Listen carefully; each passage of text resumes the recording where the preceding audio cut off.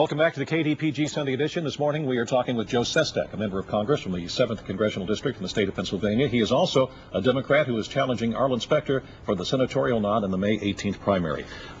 You were just talking about why you are a Democrat, and you're talking about seeing these planes land and the men and the women on these planes and what the United States government is doing for them and how it would also be available for most Americans. Because of the return on the investment. There's a big return in productive, healthy warriors, as I believe in the workforce. How do you pay for that? Well, we did pay for it. Take the health care bill. The Congressional Budget Office, which is the nonpartisan one Republicans and Democrats go for, said that we actually paid for it and decreased the debt by $1.2 trillion. We did it two ways. We, as Dartmouth University, I think it's your alma mater, college, said that there's 33% fraud, waste, and abuse in Medicare and Medicaid. So we found some of that, $500 billion. The other is, we did go, and those who were more fortunate raised the revenues. It took courage. That's contrary to what the Bush administration and Arlen Specter, Rick Santorum did. They threw out the requirement to pay for their tax cuts. They threw out the requirement to pay for Medicare D. We had the courage to say, here's how we pay for it, and reduce the debt $1.3 trillion. Now here's the question. A lot of Democrats running for office or lucky not to be running this year believe there ought to be some tax cuts but don't want to say, some tax increases but don't want to say so. Or say that the taxes should be reoriented toward the wealthy, no matter how you define, depending on how you define that. You want to tax the wealthy, but kind of like the theologian says, not now. Yes, minimize it right now for about the next 2 years. Why? Is because if we only grow at 2%, then we will not get to the unemployment rate of 2007 before the recession until about 2012. I want to spur us out of this. But then the national debt, which over 55% is owned by a foreign country, we have to address. So then what we have to do is like that $100 billion a year that we lose because Wall Street managers get taxed at 15%, but their secretary 30% or 25%, close those. Oil companies, I'd close those right now. That $80 billion where they've made record profits over the last 3 years right now. There are but basically you're a supply sider for the first 2 years of your term, and then you're well, here's what it is. The Bush administration torpedoed our economy, and we were sinking. We slowed the hemorrhage in jobs by caulking the holes. Look at Rendell right now. He'll have 9% less revenues this year because of how many businesses have shut their doors and people. So we've got to fix these holes and weld them shut, not just caulk them and then get going. But no, I am supportive right now of those closing the corporations' loopholes and Wall Street's loopholes. And then we're going to have to go back to that time where, you know, the belief is wealth doesn't trickle down. Working families, that 15% tax credit I would do right now for small businesses. Pay for it with the $25 billion that's been returned in the TARP so it doesn't add to the debt, and off we go. You keep saying that it's a devastating recession, which it is, yes. And you keep saying it is all the Bush administration's fault. Is that it? I mean, there's no Fannie Mae, Freddie Mac? Oh, absolutely. SEC?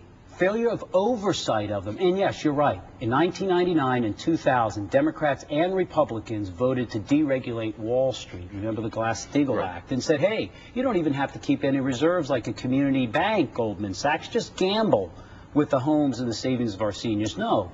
But the last 8 years, I believe in the Navy, that a captain of a ship should be held accountable for what occurs, even if they're sleeping and something runs aground. The point I want to bring up is that there was also 9/11 in 2001.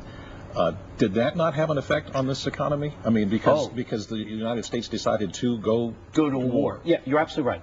We did pay for this war in Afghanistan. It was about $40 billion a year. But then that tragedy that I opposed, Iraq, and Arlen Specter voted for, and I put a bill in for a date certain, has cost not just $700 billion, but by the time all the post-traumatic stress disorder is taken care of, with our National Guard in Pennsylvania, 32% came home with post-traumatic stress disorder, $2 trillion. Or the Bush tax cuts that went to the wealthy, $1.7 trillion added to the debt. No, I believe that you have to be accountable for when you were steward of our nation's ship. So you're saying about Iraq, good men and women, bad mission. It was a terrible mission. I was on the ground in Afghanistan, head of the Navy's anti-terrorism unit for a short mission, watched al-Qaeda as we were winning that, did the retaliatory strikes. But then, as the chairman of the Joint Chiefs of Staff said 3 or 4 years ago, al-Qaeda, after we went to Iraq, Afghanistan spiraled downward. It harmed our overall national security fabric. We should have finished the mission. And there was no clear nor present danger from Iraq. We should never have gone there. You were the first director of Deep Blue, the anti-terrorism unit of the United States Navy. That was under the Bush administration, am I correct, right after 9/11? I was stationed at the Pentagon when 9/11 happened. 2 days later, the chief of naval operations said, "You're in charge of Deep Blue." You're a member of Congress. You were probably briefed here or there. We had the incident in Times Square last week.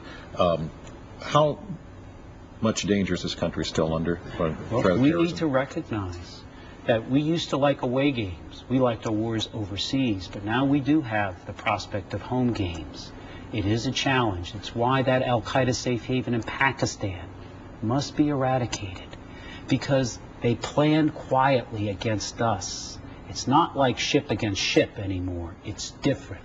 Yes, this is a challenge, and frankly, we have to do better. But as a member of Congress and perhaps a member of the United States Senate, where does sovereign rights of countries come in? As a military man, you can say, I want to go in and take that thing out. Well, you see, that's right. That's why this president made a courageous, tough decision to say we can't go into Pakistan except with some covert unmanned air vehicles. His primary reason, as Secretary Gates said in a closed hearing, was to seal the border with Pakistan, convincing Pakistan to go up against al-Qaeda with our covert assistance so they can't flee into Afghanistan. This is about partnering together. Look, our adversary comes from overseas, al-Qaeda. We have to have allies and friends to help us eradicate it. And you're right, but at the end of the day, I also put a ship off Somalia and was ready to strike an al-Qaeda in there. At the end of the day, if someone is going to do us harm, we have a national security right to act. Well, I don't think anyone's saying you're